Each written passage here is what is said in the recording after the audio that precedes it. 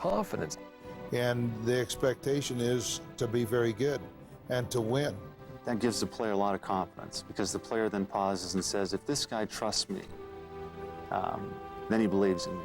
And if he believes in me, then I can believe in myself. In a rare visit east of the Mississippi, it's a very young BYU team that will enter Pitt Stadium to face one of the most powerful programs in the country. One that many pick as a leading contender. It's the fall of 1984, and Brigham Young University is opening its football season against the highest-ranked opponent ever played in 88 years of competition. The Pitt Panthers are ranked number 3 in America, picked by some as a contender for the national championship. Started 1st and 10. Here's a draw play. The unranked BYU team facing the Panther scoring machine is young and unseasoned, and their quarterback has never started before. He's Robbie Bosco, and his mouth is so dry with fear that he will scarcely be able to call the signals. That's about as scared as I've ever been in my life. So I'm thinking to myself, can I do it? Should I really be the guy that should be taking the helm here? And here's Bosco. 2nd down and long yardage. 20 to go.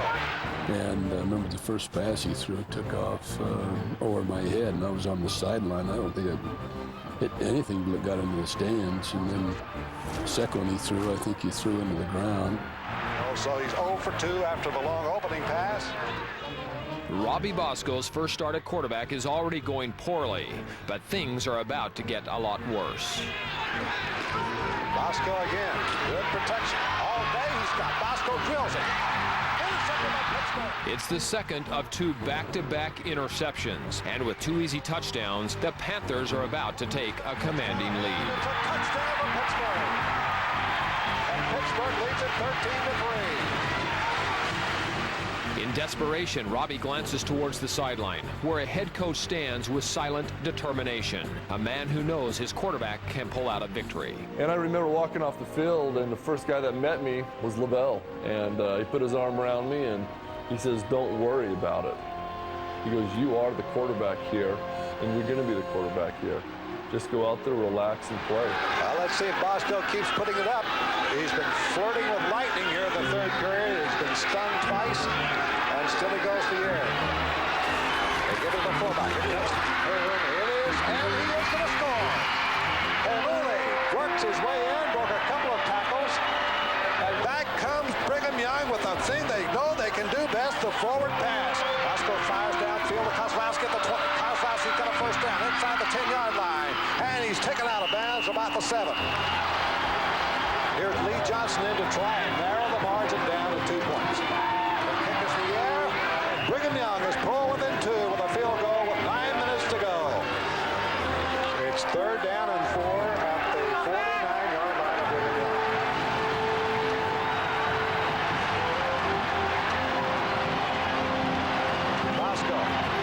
Bosco down the middle, and he's got Haysbert down there. Haysbert's got it. He's going to score a touchdown for Brigham Young. Bosco to Hayward explodes with 1:37 seconds to go, and Brigham Young from Provo has come back to finally take the lead. Led by a coach who plays quiet confidence in an untried quarterback, unranked BYU has beaten the Beast of the East on national television. That year, that same coach would lead his team through an undefeated season and a national championship. Eventually, he would become the 6th winningest coach in college football history. His is a story that started with one of the most unsuccessful programs in America, one that would end nearly 30 years later with 20 conference championships, 22 bowl appearances, and a national title. It's the story of LaVell Edwards and the unconquerable spirit of Cougar football. 1st and 10, running back, get up to 12, throws it back to Young. They do score! BYU did it! In an absolutely unpredictable race. Before LaVell Edwards first walked onto the BYU football field as an assistant coach in 1962, the school was scarcely a national powerhouse. BYU had fielded its first team in the 1890s. When they lost to the University of Utah, police had to break up the fight. A fierce rivalry was already developing, but the conflict did little to boost football's popularity among leaders of the Church of Jesus Christ of Latter-day Saints. They granted resources reluctantly, and for years, facilities were sparse. There were no scholarships, no grants and aid. President Wilkinson almost dropped football a couple times. And it was just awful. I mean, we just couldn't seem to win any games. We were always beaten by the University of Utah. And it was kind of a joke among the student body, and BYU surely was not as competitive as it was to become. By 1949, one national broadcaster was calling BYU the losingest team in the country. Averaging just 3 wins a season, it took 2 decades for BYU to post its first win against Utah. It would take another 16 to post win number 2. By the early 60s, that was the story of Cougar football. No championships, few winning seasons, 2 wins against Utah in 39 years. Finally, in 1962, BYU head coach Hal Mitchell decided to try something different. His plan was to resurrect an obscure offensive scheme he had run as an All-American lineman at UCLA. And when Hal said, we're going to make a change or 2 in our staff next year, and he was talking with Chris Apostle and myself, and he was saying, now, is there anyone in the state that runs a single wing? And it's like asking somebody now if they drive an Edsel. You know, there aren't many of those things around. So Mitchell expected the search for his new offensive coach to be far-reaching and difficult. But miraculously, it ended just 40 miles to the north at Granite High School in Salt Lake City. Mitchell had found LaVell Edwards. Actually, LaVell had begun his life much closer to the place where he would begin his college coaching career. He was born and raised on a fruit farm less than 5 miles from the BYU football field. The Great Depression was just warming up, and times were lean for the Edwards family. Remember my father, he was a bishop. He was president of the local school board of education. My mother was just truly a saint. She had 14 children in the family, and we never really had a whole lot, but nobody ever felt like we were poor. And as early as I can remember, we'd play football out on the front lawn. He and Lewis would just run through that house. I'd clean the house, and they would just run right through it. There was no money to buy a football, so I took one of Mom's bags that salt comes in, and I stuffed it full of rags and went out on the lawn, and I said, okay, now, LaVell, here's a game I want you and Lewis to learn. And I showed them how to play football with that rag football. And that entertained them. I think it wore out about 5 times. I had to keep fixing a football for them to play with. As he grew, LaVell would become adept at many sports. Like his older brothers, he played for Lincoln High School football coach Sankey Dixon, who took his team to the state championship LaVell's senior year. After graduation, LaVell considered playing for BYU, but settled instead on Utah State. It was there he first set eyes on his wife, Patty. And I remember seeing her, and I thought, man, she's a pretty girl. And from the first date, I knew that I loved him and that I was going to marry him. Well, anyway, that night when I picked her up, she talked about the game and about how I played and whatever, and I thought, man, this is something. She's a beautiful girl like this, and she knows football. And I had a friend that was really interested in football, so after he played each game, she'd come home and tell me what he had done and everything about it, and so I would talk to him that night on the game. And the problem, and it really was a problem, is I'm basically a very honest person. We were on our way to Sun Valley on the honeymoon, and we got talking, and she said, you know, I think it's important for us to clear issues up and make sure that we're totally honest with each other. And then Yes, when he found out I had never seen him play. She must like going out with me or whatever, then she didn't like football. Funny what love will do. LaVell entered the Army after college to fulfill an ROTC commitment. He returned home 2 years later. Patty was busy arranging an apartment near Utah State, where LaVell had been offered a coaching assistantship. But then he heard Granite High School had just lost a head football coach. He decided to check it out. That same day, Granite offered him the job. And I accepted, and we left the office, walked out onto the football field, and there were about 35, 40 players dressed in uniform, ready to practice. And told me, here's your team. And my wife was in Wyoming. I had an apartment in Logan. I had this job in Salt Lake City, and I didn't know a soul. I look back on it now and wondered how in the world we ever survived all that. He worked at 5 different jobs so he could afford to stay in coaching. His bring-home pay was $160 a month. He taught swimming, he taught skiing, he taught driver's ed, he sold shoes at Sears. At that time, my father wanted to retire, and he offered LaVell the business. and LaVell wouldn't take it. By the time BYU coach Hal Mitchell came knocking at LaVell's door, he'd been at Granite High School for 8 years. The opportunity to coach at the college level was something LaVell couldn't pass up. But the move would include a whole handful of things he and Patty never expected. The first year we were down here, our daughter was in a bike wreck and got nephritis, and she was bedfast for a year. And so Patty had to be there virtually all the time because Ann would, she couldn't get out of bed. And he was on the road all the time recruiting. I mean, you drive. You'd be gone 2 and 3 and 4 weeks. And then Patty was pregnant. Jimmy was born, I think, 2 weeks before Ann was in her bike accident and broke my pelvis bone. Looking back on it now, it was pretty tough sledding. What was more, LaVell had been at BYU less than a month when he was called to serve as a campus bishop. As such, he would oversee church meetings, organize social and service activities, and act as spiritual advisor to some 200 students. But with all the demands, LaVell's calling as a bishop would have an upside he never expected.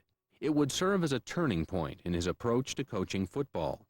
You just don't win games on Saturday. You win games Monday through Friday. And he did so much of that in a one-on-one interview. He says that's the part he learned as an LDS bishop. That where he would get the most out of his players, or maybe his coaches, was knee to knee and face to face, and maybe sometimes nose to nose with the player in asking him for his best. And that's how you succeeded with students on campus. And to his credit, he figured out that that's how you could succeed on a football field. Success would come, but not running the single wing. 8 wins and 22 losses later, BYU replaced Hal Mitchell with Tommy Hudspeth. At the time, LaVell had no idea that the administration had told Hudspeth to make a clean sweep and start over, disband the whole staff, including LaVell. As a courtesy, Hudspeth interviewed LaVell first. And immediately, I wanted him on my staff. I liked his demeanor. I liked everything about him. And so I told him to go jump a lake, that I'd hire whomever I wanted to as long as I kept within what they wanted me doing in regards to LDS coaches. In fact, only 2 assistants escaped the house cleaning. One was LaVell, who eventually became defensive coordinator. But by 1972, Hudspeth himself was leaving.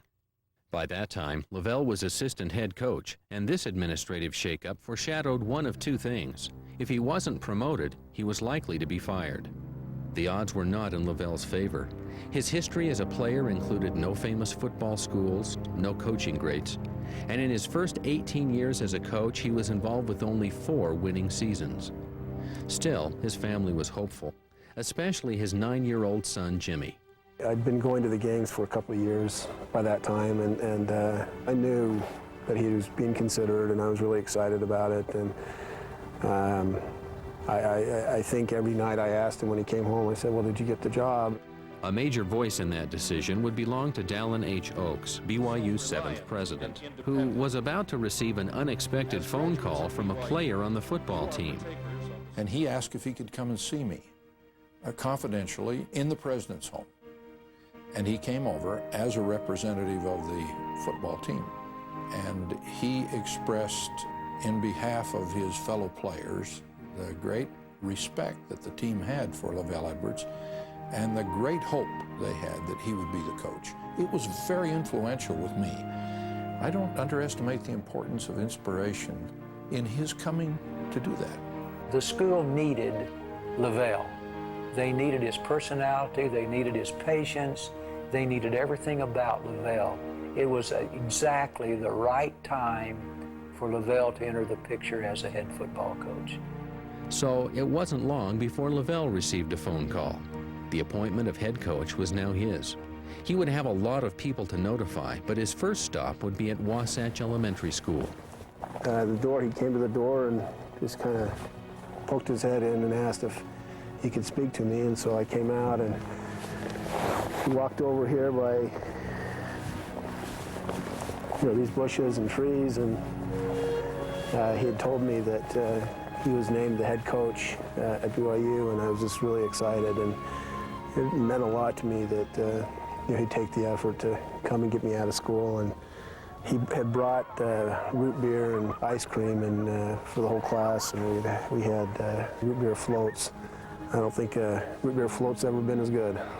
You know, when they hired my dad, I mean, it was exciting, and we got our pictures in the paper. I can still remember what I was wearing, but I just had the sense that they were just putting my dad in there until they could go find somebody that they wanted instead. It just shows you the difference of the way times were then and the way they are now. If it were today, no way, I wouldn't even been hired. Probably wouldn't even been considered. But I really did have that sense that, you know, he better prove himself pretty fast, because otherwise it wasn't going to last. So for LaVell Edwards, the pressure was on, and he faced a formidable task. Everyone on the coaching staff was well aware of BYU's strict honor code, restrictive recruiting guidelines, no Sunday practice, missionary service that drew players out of the program. All challenges that opponents never had to face. I don't know how many times that during that 10-year period, that I had sat through staff meetings and we'd gotten the business taken care of. And so many times we talked about the reasons why we can never have a football team at BYU. We had all the reasons down pat why we could not win. And the realization struck me that, hey, I don't know if I can do anything else, but I know one thing we're going to do. And that is that we simply had to change the image or the attitude that we had of ourselves. LaVell started with the team's attitude toward athletes and church missionary service, because for years, coaches had taken for granted that returned missionaries didn't play football. And at that time, like I said, that was a huge decision for me, because people weren't going and coming back and playing. There was a real stigma about it. People didn't think you could do it. For that reason, BYU coaches had traditionally encouraged players to put off their missionary service. Yet the church encouraged every young man to leave home at age 19 and spend 2 years preaching the gospel. And LaVell had 2 sons of his own who were already looking forward to church missions. So he decided to make some changes. I had made up my mind that when kids were going, that we'd provide scholarships for them when they came back, and which we hadn't always done, and then gave them time to get back in shape and encouraged them to stay with it till they did get back into it. It had to be tough, because you're a young coach. You know, you're trying to turn the program in a favorable way, and all of a sudden you got handfuls of players taking off on you. I think he had faith that what was best for the person was also ultimately best for him and his team. And we now have had, 20 plus or so years of experience, more than that now, I guess, proving that that would be the case, that we could win and still do it with returned missionaries. What began for LaVell as an innovation has now become a tradition. Today, several players per season leave the team for 2 years to engage in worldwide missionary service.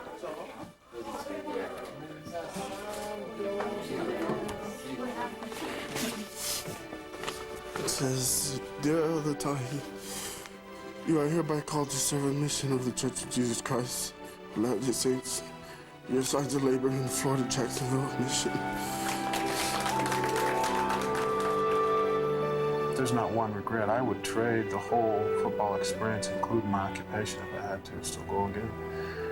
Because there's experiences that you have there and a depth of perception that you get that you just don't get any other place. I became a more confident person, and spiritually, of course, it helped me tremendously. And it was a great opportunity to grow up and take some responsibility, which all of that helped me football-wise, both in college and in the pros. Whatever other successes he might have, LaVell knew that his biggest challenge would be to turn around the team's struggling offense. And because higher-profile schools recruited all the biggest and fastest players, LaVell knew that running the ball wasn't the answer. I knew when we got the head job that it wasn't a matter of if I was going to get fired, it was just a matter of when, and so I might as well try something different that we hadn't done. And when he got the job, he made a decision that we were going to throw the ball instead of run it. And I've always felt that someone who coordinates the defense knows the kind of offense that gives them trouble. And so that has made LaVell a very good coach of the offense. For a defensive coordinator to change the college football game so drastically offensively, That's a genius, and that's really what he is. Even so, most had their doubts. To the experts, passing was just a gimmick. Coaching great Woody Hayes once said, only 3 things can happen when you throw a pass, and 2 of them are bad. For most coaches, that was gospel. Was it really feasible to build an entire offense on the forward pass?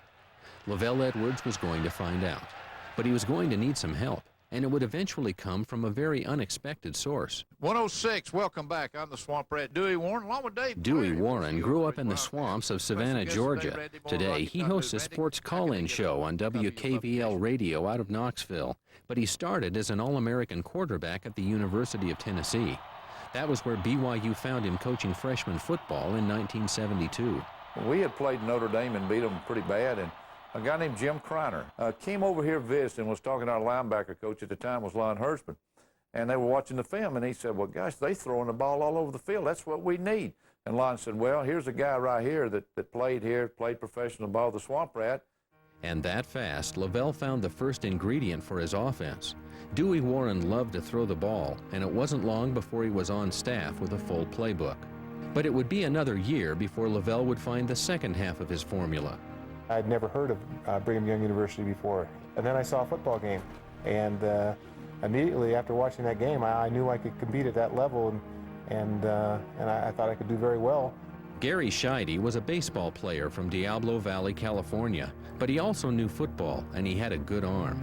He was the perfect complement to Warren's passing attack. And when we started talking about it and putting it in, LaVell said, this looks kind of complicated. But it wasn't complicated. It was very simple, and the players loved it. Simple or not, there were severe growing pains. An injury put Scheide on the sideline for the first few games. In the meantime, Warren's schemes required most plays to be called at the line. Confusion was inevitable. Delay penalties were common. But even though the team was headed for a losing season, things began to gel once LaVell's starting quarterback returned. He did what he had to, but we put him in the first game in Utah State in the second half. He threw for like 250 yards, and from that day on, he led the nation in passing. We could have been, 21, 28, 35 points behind, but we always had a chance because we could throw the ball. We'd get on the field, we'd go boom, boom, boom, touchdown. Scheide's stats got better and better. In a loss against Iowa State, he passed for 439 yards. For 1973, the number was so astounding, many thought it was a misprint. And the final game of the season, BYU trounced UTEP 63-0. Just as LaVell had hoped, the offense was coming together. And as he set his sights on 1974, the future looked bright with promise. And no one expected BYU to start the season with 3 disappointing losses against Hawaii, Utah State, and Iowa State. But it looks like Coach Edwards will still have a chance to begin conference play undefeated with a win against Colorado State as the team... It couldn't happen, but it did. After a sterling finish in 1973, LaVell found himself winless in 74, facing Colorado State. And another disaster was right around the corner. We had the ball with 6 seconds left in the game. All we had to do was take the snap and kneel down. We fumbled the exchange from center. So it was a mad scramble, and they came up and recovered the fumble. There's 3 seconds left, and they get one more shot, and they throw a touchdown. And that was very difficult. It was more than difficult. Although the score was a tie, the game was perhaps the most devastating of LaVell's career.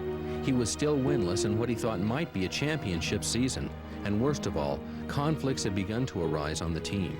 LaVell not only saw the season slipping away, but potentially his BYU career as well. That was when he was approached by 2 of his players. A couple of guys got together and wanted to, they weren't even captains, and they wanted to have a team meeting, and they did.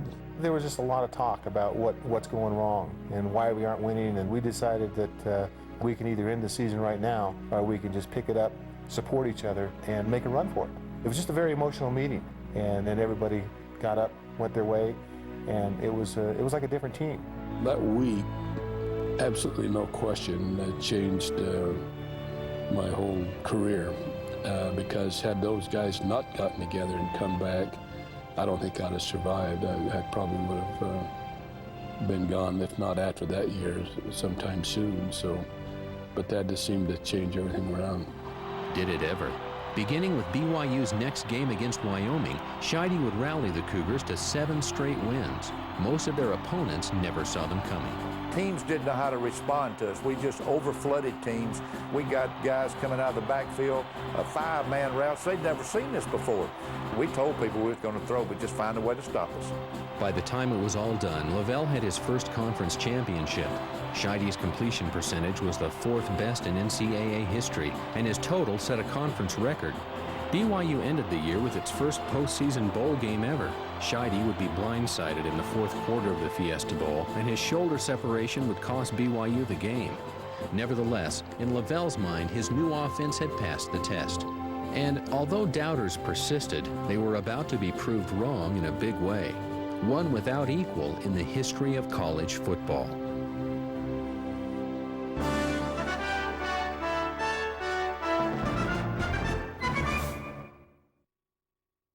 My memory of college football is that everyone was open. No one was covered, ever. All you had to do is throw the ball. You know, our game was precision, and guys did their job. They knew the routes. The genius of what they were able to do is whatever you did, they had a response to it. And that's how far ahead he was, because nobody had any clue what we were doing.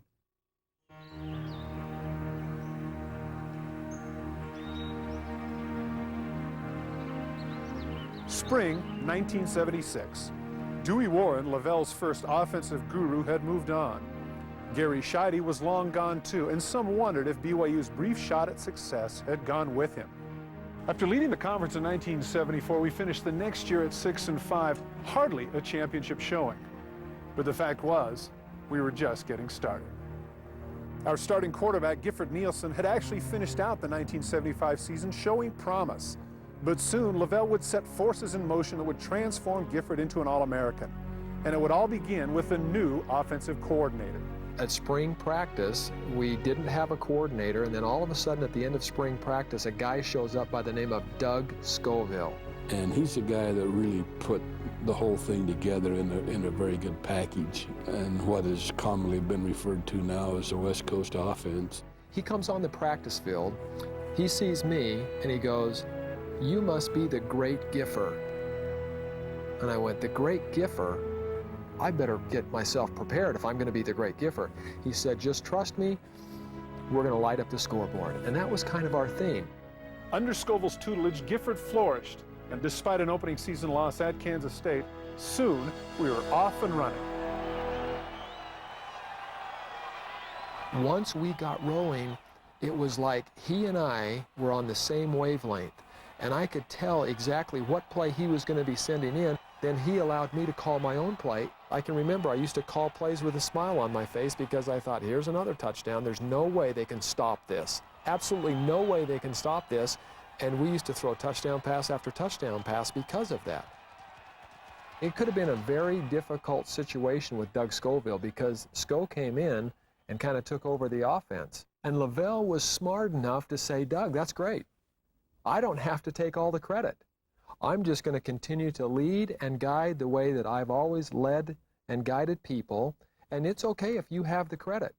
And it's okay on the defensive side if those defensive coaches have the credit." When I became the head football coach, I had made up my mind that I was going to hire people that knew what they were doing and then let them coach and not be too much hands-on. He has never once looked over my shoulder or said anything, and he's told me several times, "You're the coach, coach him." What he won't do is he won't embarrass you and go out there and start saying to the receivers, "Hey, do this, do that. You got to run your route like this." He's always there and backing you no matter how you're doing it or what you're doing. And quite frankly, for an assistant, it's the best possible world to be in. He gives you a lot of responsibility. Expectations are very high, and then he lets you do your job. And that was a little hard at first to do that, but as it turned out, I think it's worked well for us. LaVell's coaching style would become one of his greatest strengths. In 1976, with a 9-3 record, BYU tied for the WAC championship. And by 4 games into the 77 season, the program was receiving national attention, and the Cougar quarterback was a leading candidate for the Heisman Trophy. But for Gifford Nielsen, it was all about to end. On October 8th, with 7 minutes left in a game against Oregon State, a fierce tackle buckled his left knee. I said, Coach, you're going to have to get Mark Wilson ready. I can't play anymore. And I can remember my leg was just throbbing, and I knew I was in serious trouble. They said, we'll have the doctors check it out when we get back to Provo. And Robert Metcalf took my left leg and he said, I want you to know that you've got a torn medial collateral ligament. It is detached away from the bone and we're going to have to operate immediately. And that was a tough time. It was a tough time. He said, your college playing days are over. And not too many people can look at their head coach knowing the situation that I was in and ask them to give them a priesthood blessing.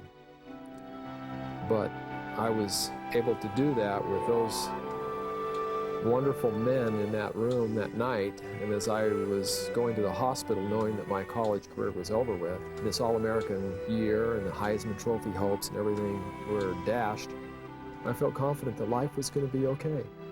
And it's amazing to me that I was drafted after that year and played 6 years with the Houston Oilers, and I never had trouble with that knee. Never had a brace on it, never had it wrapped, and to this day I've never had any trouble with it. And I credit that to a priesthood blessing given to me by my head football coach, LaVell Edwards. In the next game against Colorado State, Mark Wilson made his debut as a starter. The Rams were disappointed to go against a novice quarterback. They didn't have to be. Wilson threw for 7 touchdowns in a 46-point victory. By 1979, if any doubts remained about the Cougar passing offense, they would be laid to rest with a vengeance. LaVell's win over Texas A&M that year would be his first over a top 20 team, and his win over Utah would hold the Utes scoreless for the first time in 51 years of play. The destiny LaVell envisioned for BYU football was being fulfilled, and behind the scenes, an unseen ally was helping it along. Although Patty Edwards had always been supportive, over time she'd become increasingly involved with the players and their families. Throughout her husband's career, that involvement would continue, reflecting her devotion both to LaVell and his team. Every week I'd play games, she'd have a packet of clippings that she wanted me to send home to my family with little notes attached. You just don't do that if you don't care. I feel like they're sons. I do. I just have always admired the way she's helped the players' wives. Again, other schools don't have this. They might have 1 or 2 married players, period. But we always have anywhere from 25 to 35 married players. She started doing things like entertaining the wives and spending time and getting acquainted with them and having a dinner in the fall or a dinner in the spring for them. Then they kind of meet each other and they kind of take care of each other. And I think it's been good. If I've been any contributor at all, that's probably been a good thing. One person described her to me when I first met them. They said, "Oh, do you know Patty?" And I said, "Yes." And they said, "Well, she's the grande dame of our business, you know." And meaning that she is the first lady. And I think everybody thinks of her that way, as being the person who everybody looks up to. As the 70s came to a close, the success of BYU football was undeniable. That is, except for the team's record in bowl games. I think until they had won a bowl game, nobody's going to have any respect for it. Because, you know, you got 45, 50 white guys coming at you? Who's going to be afraid of that? In all, LaVell's Cougars had been invited to 4 postseason bowl games. They had lost all 4, and frustrations had begun to rise. I remember one thing about a bowl game very vividly. After the game, I stood up and we were filing out in some disappointment, and my wife kicked me on the ankle. And I said, "What did you do that for?" And she said, "You're the only one I can kick, and I've got to kick somebody." I remember him, he used to always saying to our family that there are 2 types of coaches in America, those that have been fired and those that are going to get fired. And to always be prepared for that. And we win and we lost, and we win and we lost, and suddenly the pressure started to build up. That pressure reached a peak in 1980. It was BYU's 3rd straight Holiday Bowl invitation, and bowl officials openly confronted LaVell. He represented the WAC, and the WAC needed a win. This time, the Cougars simply had to come through. This This is Bennett in motion. Here comes Craig James. Oh, look out. This is going to go all the way. SMU has put 45 points on the board. And for Brigham Young, it turns out to be its third fruitless trip to the Holiday Bowl. Really, they were a better football team, talent-wise, than what we were. A very happy group of Mustangs. They smell a victory. That was one of the most memorable games that I ever did, and I never even saw the game. Cougar sportscaster Paul James was on the road to call play-by-play for the basketball team. Since there was no coverage of the Holiday Bowl in Tennessee, KSL Radio ran a phone patch to Paul's motel room. But what he heard over the line wasn't good. Intercepted by SMU. It was ugly. You know, it was really ugly for about 3 quarters there. Here comes a tailback, Craig James, getting good yardage. Sakahima at the 5. Whoa! Good. I can remember being up in the box in the old Jack Murphy Stadium and watching this just go from bad to worse. It was just painful. And I just said, excuse me, I'm going to leave the box here. I'm going to go down and be with the players. I'm going to be in the locker room. Win, lose, or draw, I'm going to be in the locker room with them. By the time BYU President Jeffrey Holland reached the sideline, the Cougar offense had come to the end of yet another unsuccessful drive. Staring at 4th down, the coaches were not anxious to prolong the agony. LaVell decided to punt. There was one young man out on that field, though, who wouldn't relinquish the field. That was Jim McMahon. I mean, that was the end point. Had we punted, we're done. He threw his helmet down, yelled over at the coach. He came over there and he had a few words to say, and so we called timeout. I wouldn't come off the field. We had to call a timeout because I told the offense to huddle up. And they're going, Mac, here comes the punting team. I said, I don't care. If you guys want to quit, quit. Well, Jim came out of the huddle, and really, it was chaotic. I mean, the whole period was chaotic. We were going to go all the way on this. We weren't going to kick. We weren't going to punt. And they didn't. Instead, LaVell decided to let McMahon give it a shot. And what happened next is what Cougar fans around the world have come to know as the Miracle Bowl. They have elected not to punt the ball away with 8:39 left in the game. They've elected to go for the first down, and they have it on the pass to tight end Clay Brown. And they picked up the first down and wound up scoring a touchdown, and the ball started to roll, and the momentum shifted. We didn't know if we could win or not, but it was more of, hey, there's some way to save face here. You know, you go out, you keep playing, you play hard, and when you play hard, good things happen. Well, they're going to try the short one. They got this one. They got it surrounded. And I got 40 guys in my motel room, and I'm recreating this game for them. This is Scott Phillips. Yep, he's in. So go away, folks. That makes it 45-37. With Jim McMahon in the game, it's never over until it's over. McMahon to Scott Phillips for 2. Jim McMahon had a way of making people feel that as long as he was in the game, we had a chance to win the game. They might try to block this punt, and there is Bai Sakahima, the freshman from Mesa, Arizona. Big rush. Got it! They blocked it! Don't lie to me. They didn't block the punt. I said they blocked the punt. The ball is at the 41-yard line of SMU. 13 seconds left. Brigham Young has a chance. So I just ran in and told Jim, save the game play. Everybody run right to the goal line. All three receivers. Right in and 2 wide receivers. Throw it up. Yeah. That tells us how much time remains. Down by 6 now. 3 seconds left. 3rd and 10 at the SMU 41-yard line. It was all sort of surreal. McMahon all the way back in his own 46, throwing for the end zone. Well, it was agonizing, you sit there and you're looking at it. Receivers are there, defenders are there. We're closing our eyes, praying. We're all praying that these 2 Catholics would make good on this Hail Mary pass. Who has the ball? Touchdown! When Clay Brown catches the pass, you're lying, James, you're lying. He did it. Don't lie to me like that. I couldn't believe it. I looked over the official, then I saw his arms go up, and then just things went crazy.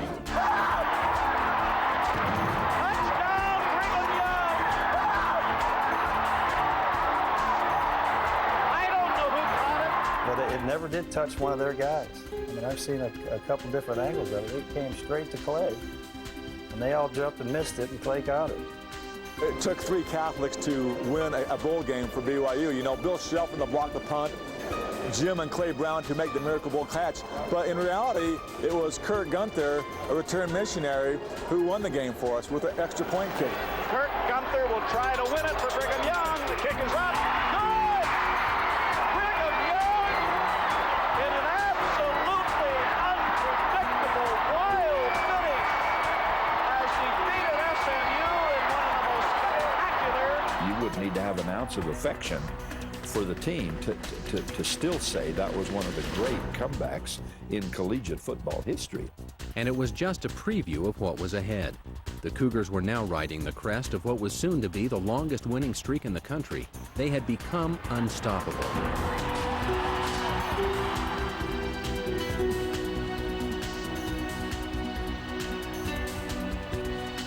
Well, it was amazing. It was a great run. It was so fun. I just used to sit there and just watch those games and just salivate, thinking this stuff really works.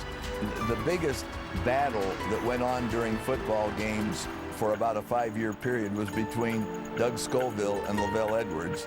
I used to worry about getting the score run up too much, and that was the biggest problem I had a lot of times was LaVell trying to hold it down and Doug trying to run it up. That was where the big battle went on. Entering the 80s, the Cougar offense was pumping like a well-oiled machine. LaVell had a system. His staff handled the X's and the O's. He focused on people, and one-on-one interviews became a key to preparing his team. And when you prepare, I'm not talking about just running the X and the O's and the execution of the plays. I'm talking about getting yourself in a mental attitude that only you can do. Others can't do it. You're the one that has to buy into it and get it done. A lot of that was part of these personal interviews that I'd have with the players. He just said, hey, you go out and, you know, you perform, you play to your potential, you do the best you possibly can, and athletes responded to that. I had a coach last spring. He came up to me and he introduced himself and told me who he was, and he asked me this question: how do you get your kids to play so hard? I play harder for him than I think I would for another coach, just because I know that he cares about me. I know that he expects a lot out of me. You feel really loved. It's amazing. I love the interviews I've had with him. People love to play for him, and they'll go out on the field and give it their all because they know that he's not going to change. You know, he wouldn't come out there and go crazy on some guy one day, and then the next day he was a hero, you know. He's the same if we win a big game as he is if we lose a big game. And he's very calm and serene and does a good job of coaching, and most people react well to that kind of leadership. LaVell's people skills would emerge as his greatest coaching asset, and soon his intuitive ability with the team would begin playing a major role in the development of one of the most successful quarterbacks in the history of the game. I said, well, I want to play quarterback. He goes, you know, you could see what he's thinking to himself. I already got 20 quarterbacks. I don't want another quarterback for it. That's his greatest quality, I think, is despite all the great things that happened to him, he still had the ability to look in someone's eyes, see what they're all about, and judge right there on the spot whether he felt like they could do something or not. Even so, Steve Young was a long way from showing what he could do. His lack of experience made him 8th string behind Jim McMahon, and Doug Scoville vowed he wouldn't coach a left-hander. By the end of his first season, Steve had been changed to defensive back, but he wouldn't give up. He worked hard and stayed positive, and he watched Jim McMahon. On the field, I just copied him, and I could. Because he was righty, I could almost mirror it being lefty. And it worked. Same footwork, same motion, we really, I think, look a lot alike in how we play.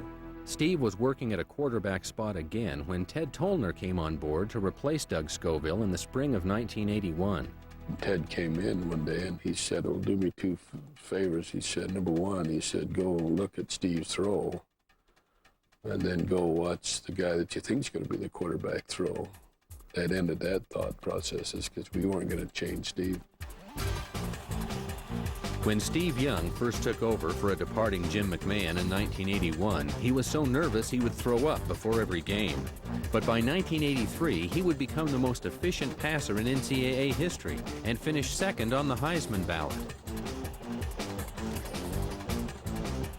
Eventually, he would find himself on the verge of a $40 million pro football contract. Running play, spin up to throw, throws it back to Young.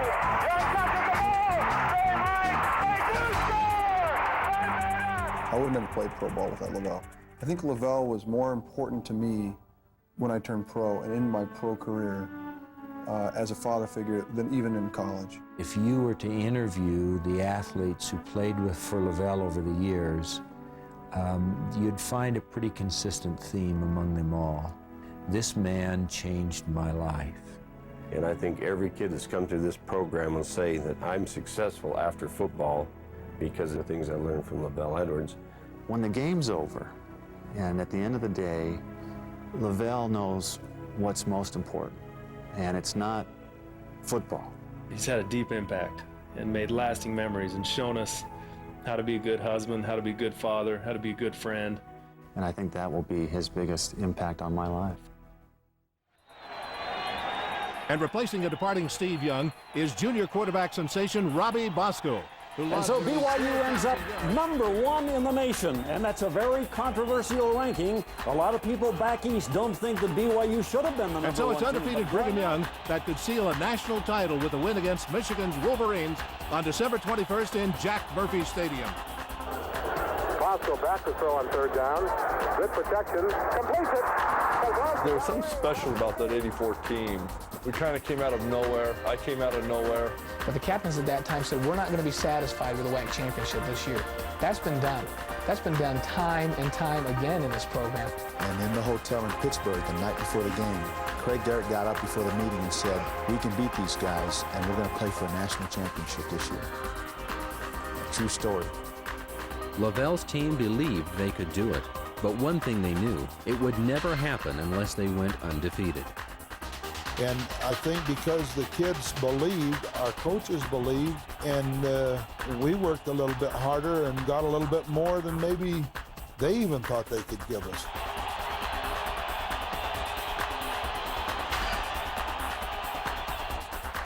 We were a very young offensive football team, but our defense was so good, we just had to be efficient, and the defense would win ball games for us in 1984. But a determined Hawaii team looked to end BYU's dream for a championship, and in the fourth quarter, the Warriors threatened to pull ahead from just inches outside the end zone. They got down in scoring position, and I think I was an instinctive type of player, and I thought, you know, I don't have anything to lose. I'm just going to go up and over and try to make something happen. If he doesn't make that play, we probably lose that football game. Kyle Morrell jumped over the line of scrimmage and nailed the quarterback just as he took the snap. He hauls Cherry down by the jersey. I've never seen a play like that. We had our backs to the wall several times defensively, but they would not cave in. So many of them, or very many of them, weren't really the legends that you might think in those glory days at BYU, but it was a team. There's something special in that.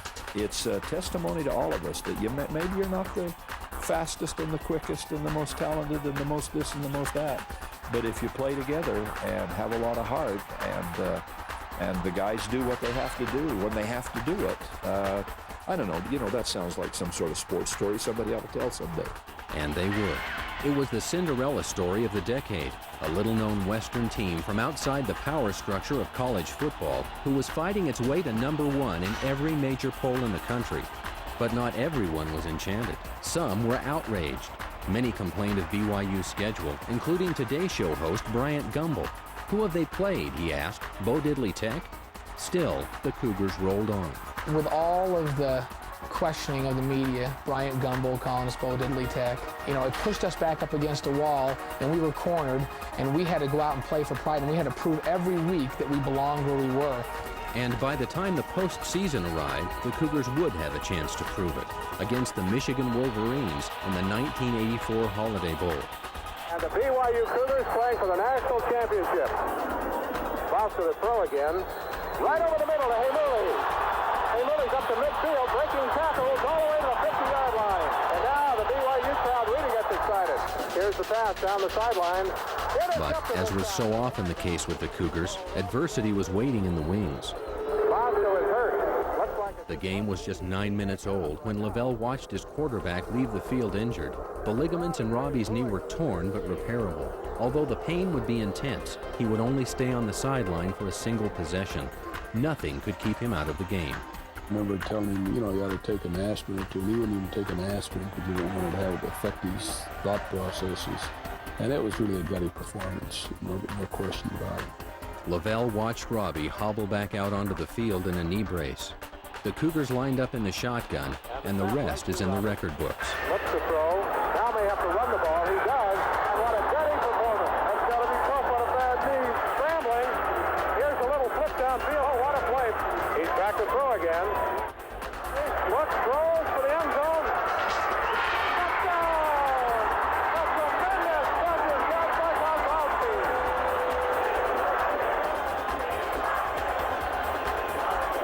Second and 9. Herbert back to throw.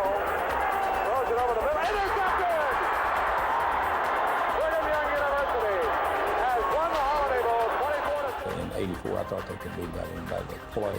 And so I really became very sold that they could win the national championship. And I think some people had a hard time accepting it because a school from the WAC wasn't going to be up with the so-called national powers. I thought it was the right decision. They had the best football team in the country that year, and they proved it. LaVell Edwards had reached the pinnacle of college football. But behind the scenes, another drama was just beginning. One with as many implications for LaVell's future at BYU as the national championship. At the time, I'd made up my mind that I would never go to another college because I'd had a lot of offers by that time.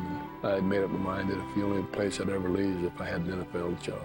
And so that seemed to be pretty safe, I guess, to say within yourself because you know you're probably not going to get one. But the offer did come. And the season had scarcely drawn to a close before LaVell had begun negotiations with the Detroit Lions. Negotiations aimed at ending his college coaching days forever.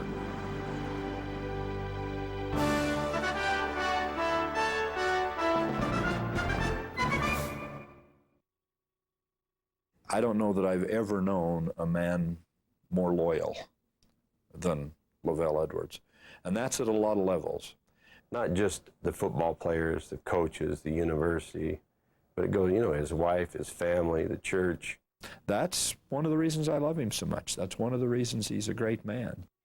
Even though coaching in the NFL had been a lifelong dream for LaVell Edwards, several days of negotiation with the Detroit Lions still left him heavy with indecision.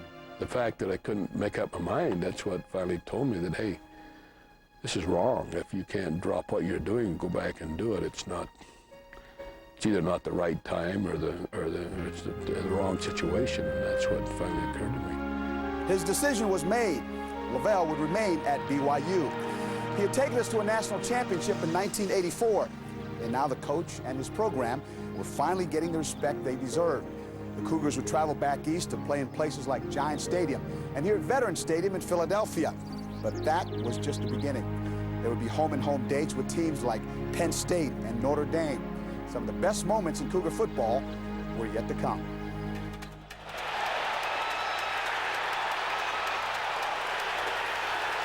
They came in and swaggering around, you know, arrogant and cocky. It was just one of those games that everybody was focused and concentrated on every play. And probably the most intense game I've ever played in or coached in.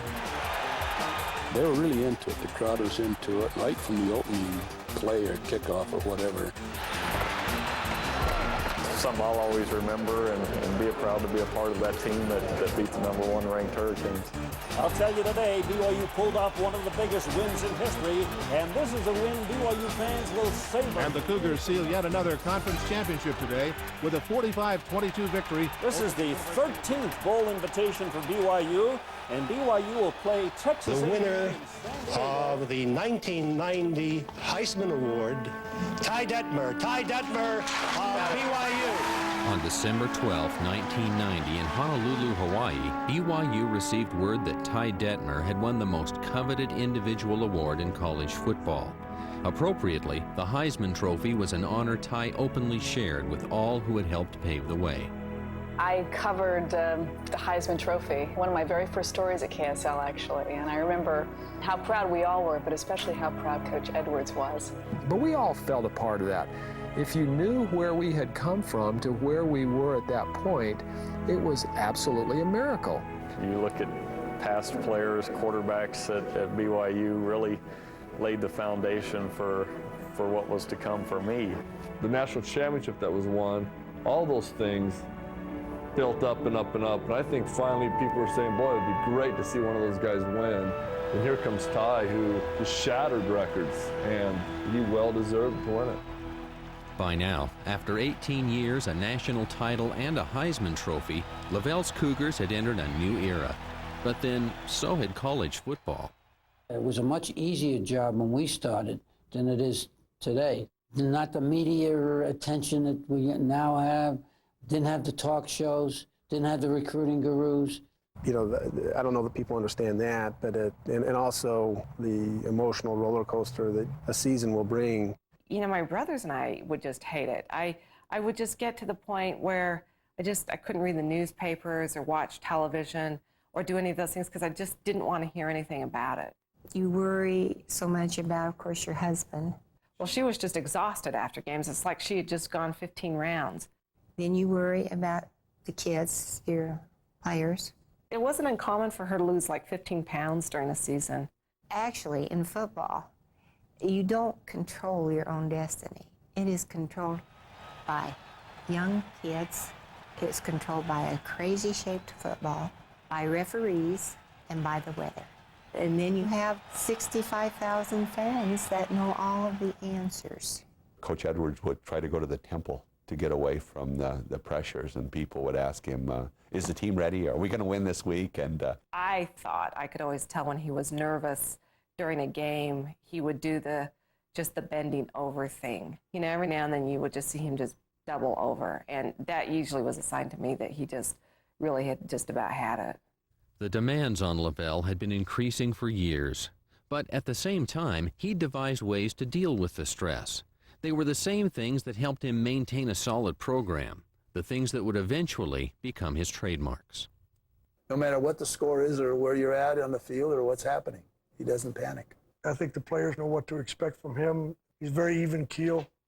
That's how he presented himself. There were no highs, there were no lows. Every day was a good day to be a football coach and to be a football player, and that was a great atmosphere to be in. I don't think LaVell gets the game out of perspective, but all you got to do is go play him in a couple things, and you'll realize that he is a fierce competitor. We were on a cruise a couple years ago, and you know, all these big ships have the swimming pool, and this swimming pool had a basketball net. And so all of us were in the water. LaVell was not in the water. He was sunbathing, reading a book with Patty, and but us quarterbacks were in the water.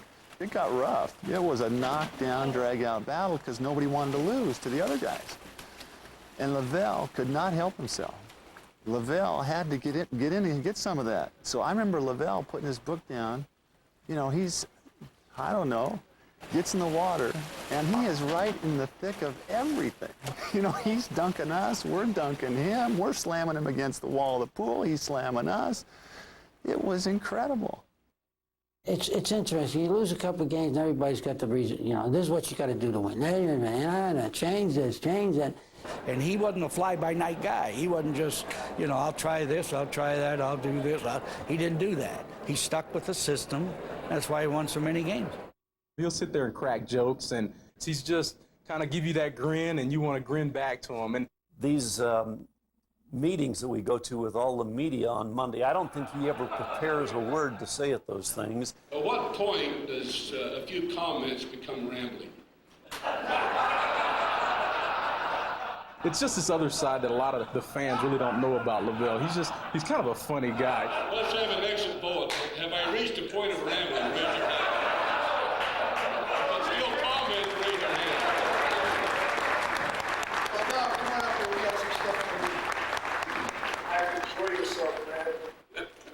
Don't throw that away when you go out there. No.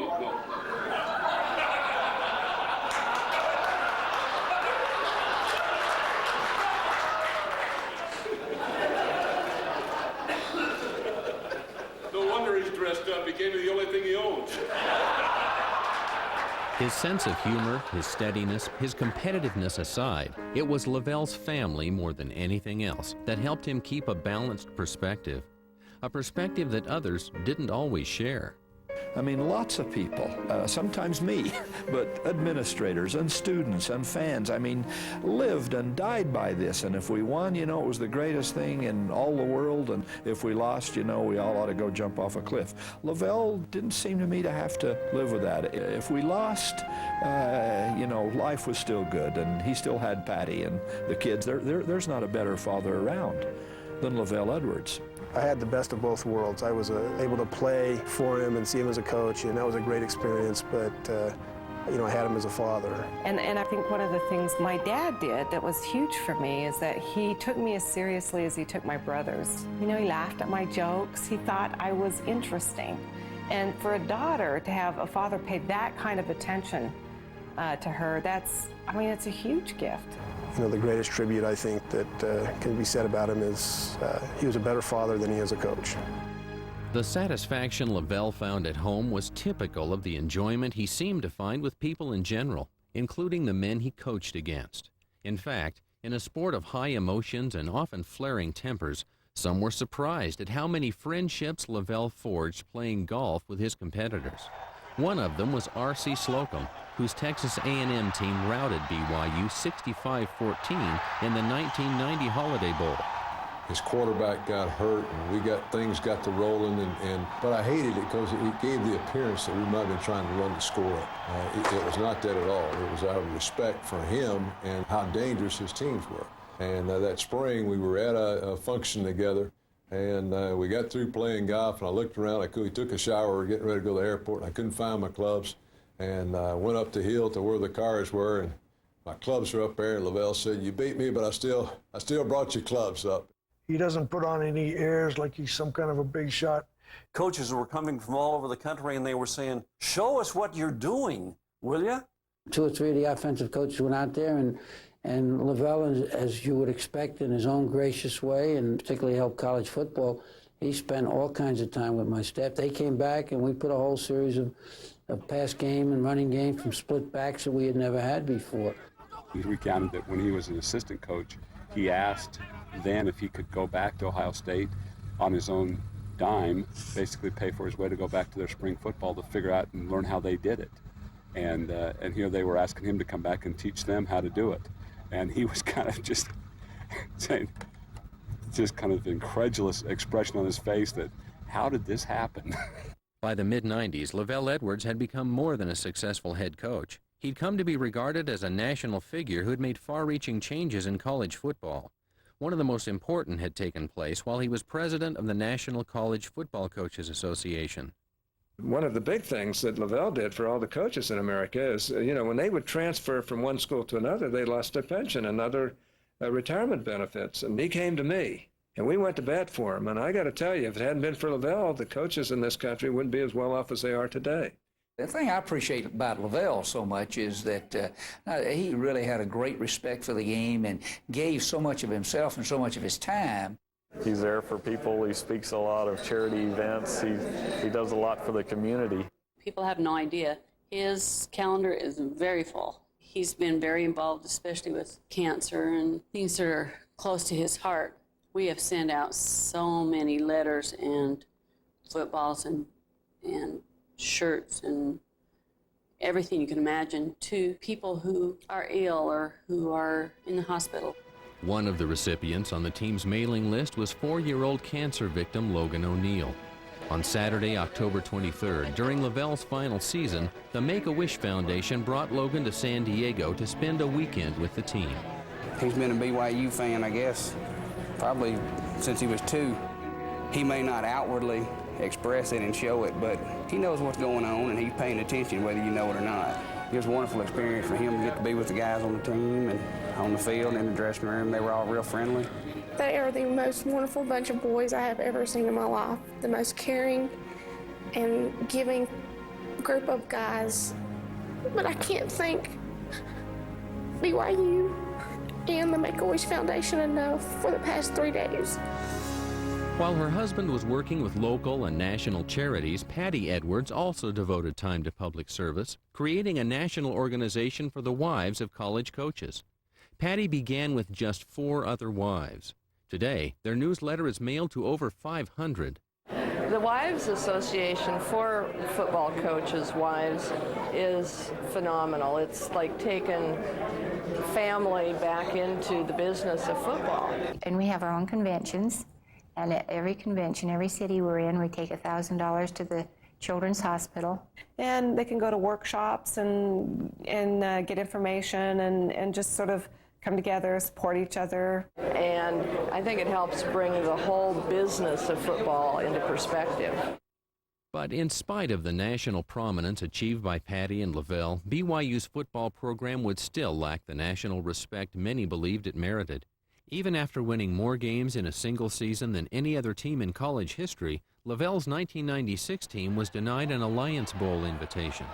So, after 25 years of success, the Cougars still had something to prove on New Year's Day in the 1997 Cotton Bowl.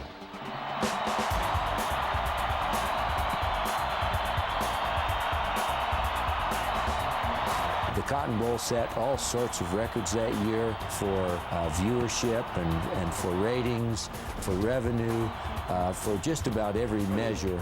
Quite frankly, it made a pretty strong statement about the hollowness of the rhetoric of the folks that organized the Bowl Championship Series. The conflicts surrounding the 1996 postseason were intense enough to ignite congressional hearings. I don't worry about that. You know, we just have had a marvelous year. Yet, true to form, LaVell downplayed the controversy and appeared as unruffled as ever on the sideline. Of all of LaVell's trademarks, it was that resolute game face that had by now become most famous and most often imitated. This is LaVell Edwards on the sideline.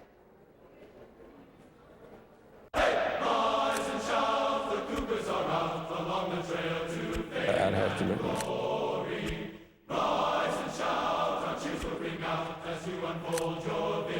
I can do the tongue. Bitter beer face is how Lee Corso described that, and I assured him it was not bitter beer face. LaVell's words was bitter Diet Coke face. I don't think that I could imitate that. That's one of a kind. Although his stoic expression had become as legendary as his accomplishments, LaVell's emotions would show through as he made an unexpected announcement to start the 2000 season. May or may not be evident to a lot of you, but this is going to be my last year of coaching. And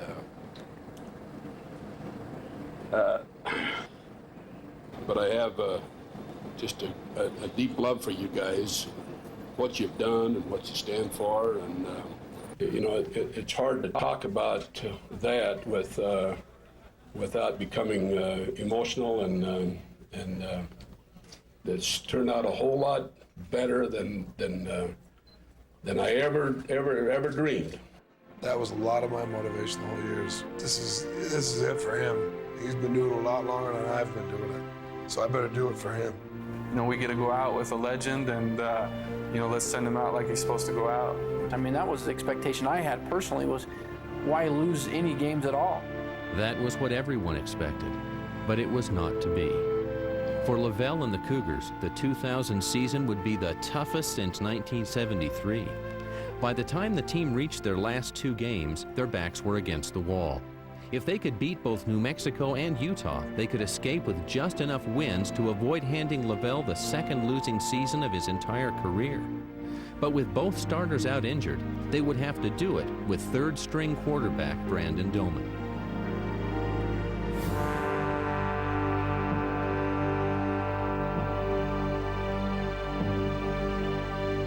This is your last chance to get a victory for LaVell on his home field. Don't muff it. Right behind you. The pressure was high, and the prophet comes in the locker room and tells us not to muff it. Arms reached away from you, and it was inspirational. You know, to see him is special. Now I would like President Hinckley to make a special presentation to LaVell and a special announcement.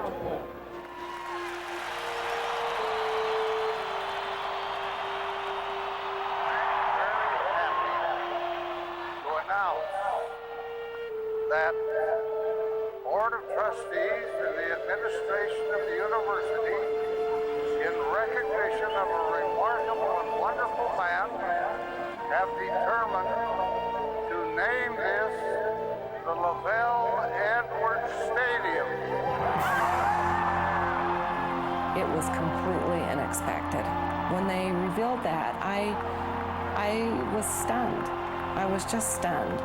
And still am when I think about it. I can't believe it. And I think that my parents were totally blown away by it too. We were sitting up in the box. We were all sobbing uncontrollably. Lance is dripping tears on his game plan, and Robbie's yelling at us through the headset, "Come on guys, we gotta get going, they're kicking off." It was the first game played in LaVell Edwards Stadium, home of the BYU Cougars, and the team would not let their coach down. In his first start at quarterback, Brandon Doman passed for 349 yards and rushed for 51 more to lead BYU to a 37-13 win over the New Mexico Lobos. Now, for the Cougars to send their head coach out with honor, just one hurdle remained. For years, it had been the biggest game of the season. This year, it would be the biggest game of LaVell's career. You know, you really don't feel how big of a game it is until you step foot on that field, man, and you just hear that first roar of the crowd, you just feel the energy. I still talk to guys who've lost to Utah their last game. They've been in the NFL almost 4 years already, and they still, like, if you lose to Utah, you will remember that loss for the rest of your life. But for the fans, it's even more than that, I think. It's almost I don't know, it's like a war for them almost. Doman back to throw. Doman looks downfield. And Still on a roll from their win over New Mexico, the Cougars dominated Utah for nearly 3 full quarters. By the beginning of the final period, with 19 unanswered points, BYU seemed on the verge of a blowout victory. But then, in the fourth quarter, Utah sent in a replacement quarterback. Behind the leadership of senior Darnell Arsenault, the Utes scored 17 straight points of their own. And suddenly, they were shutting the Cougar offense down cold. And I mean, the way that game just shifted when he came in, he throws a couple strikes here and there. And you could feel the sense of the game just completely turning around. The kick by Conashir was up and it's good. And Utah takes the lead with 2:16 remaining. I was scared, don't get me wrong. I mean, when they scored on us, you know, we were tired. The field was horrible. We were trying to catch our breath, and the fans were going crazy. You couldn't hear anything, really. And all the odds were against us. I remember thinking that, man, if we get through this, this will be a miracle. 2 minutes and 16 seconds remain in the career of LaVell Edwards. Doman back to throw. Doman is in trouble. Gets a block. Doman looks downfield, and it is batted down. 2nd down and 10. Doman up under center from the 20-yard line. Here comes the pressure. Doman is sacked, and he is down back at about the 7-yard line. 3rd and 20, and BYU will have to go for it on 4th and 20 if Doman misconnects here. Doman looks downfield, throws a short one complete to the 15-yard line. Did he fumble? Utah says they have it, but I think the official is ruling Staley down. So BYU will have to go for it here on 4th and 13. And several players from the U are saying, hey, good game, Kalani, you know. And I was thinking, oh, man, I can't believe we lost this game. And I told them, I was like, hey, we got one more down, and they kind of laughed it off. So we get back into the huddle. And it was do or die. The guys knew what was on the line. Nothing really needed to be said. So BYU will have to go for it here on 4th down. What might be the final offensive play of LaVell's career? 4th and 13. That's hard to be positive in that situation. And I grabbed him by the face mask. I said, it's not over. I mean, I was yelling at him. It's not over. It's not over. There's a miracle is going to happen right now. 4th and 13, there's a chance. He's like, it's over. It's over. We don't have a chance. Back to throw. Brandon Doman. He's back to his 5-yard line. He throws long downfield. I remember just going, oh, no. He threw it a little bit short, So making me have to come back to the ball. And it is caught at the 50-yard line by Pittman. Oh, my goodness! So LaVell had another miracle. But the Cougars were still a long way from the end zone, and what they didn't need right now was confusion at the line. We didn't have a chance to huddle up and call play. It was just signaled to me from the sidelines, and as I was signaling the play to each side, John's calling a different play. No, what happened was we had a little confrontation, and I kept looking at him, and I was giving him the play, and I was telling him, no, don't do your own thing right now. He's doing this, I'm doing this. He yells out loud, "Give me the fade." That was the play that blew our minds up in the box. We weren't ready for that. BYU has 49 seconds remaining. Doman back to throw, stands in the pocket, launches one down the sideline, is caught. Is he out of bounds? No! Yes. It is complete to Pittman. When we hit that first pass and got out there, the thought occurred to me that we're going to win this game. And then the next pass was so sudden that we're down there, then I knew we were going to win it. 30 seconds remaining in the game. Cougars have the ball at the 4-yard line. Coach Bosco just tells us, hey, if you've ever blocked your guts out, this is the time to do it right now. Doman from the 4-yard line. Here is Doman rolling to the right side. He's going to keep it. He's at the 5, the 3. Is he in there? Touchdown!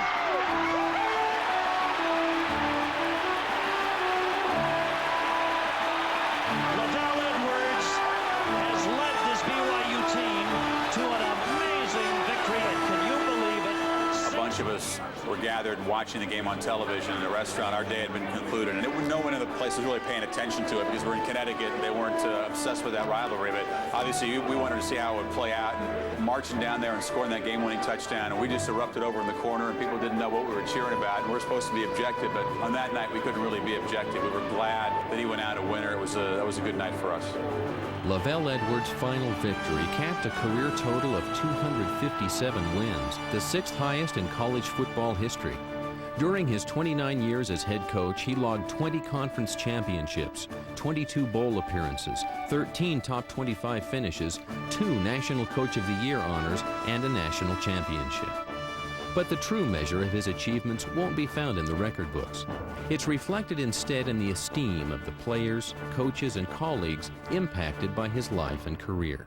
To come from a school that year after year would go 1-9, 0-10, and then have a guy come in like LaVell and end up one of the winningest coaches in the history of football, that's unbelievable. I don't know anybody in coaching that didn't have great respect for him, and so he's been a great friend and a great asset to the game. My opinion is that LaVell Edwards has had as big an impact on college football as anyone that's coached the game. I mean, when you look at a coach, and when it's all said and done, at least from my perspective, is a guy a builder of character, and are those young men better off after they've played for him? Maybe he didn't teach you on how to take a 6-inch step to your right to take on a blocker or whatever. He taught you about life. I guess the greatest compliment I could ever give LaVell Edwards would say I would love for my son to play for him, because I know that my son would be treated with respect, with kindness, with toughness. I think he sets the greatest example of what Brigham Young is all about. Everybody calls him a great coach, but they don't really know. He's a great coach, but he's a much better man than he is a coach. That, I think, is what I'll take away from BYU. The example that he's set for me in my life as a man. I remember in college going to games at Cougar Stadium with LaVell Edwards and his team. It was the highlight of our week. He's an institution. I mean, he is BYU football, and he always will be. And we'll miss him very, very much. Coach, I'm happy to join with your legions of fans in congratulating you on a career well done. It's not just that you won, but it's also how you won, with style, with fairness, with dignity, with class. From an old Bo Diddley Tech guy. Congratulations.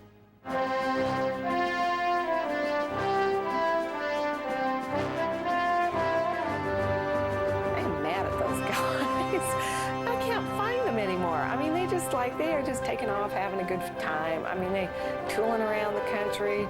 I never know where they are anymore. And now that I don't have Shirley to track them down for me, I'm just way mad at them.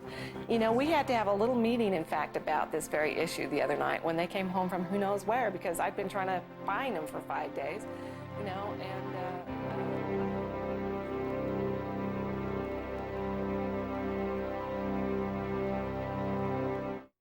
There is a word used to describe those who see the world with insight above and beyond what most of us can perceive. They are called visionaries.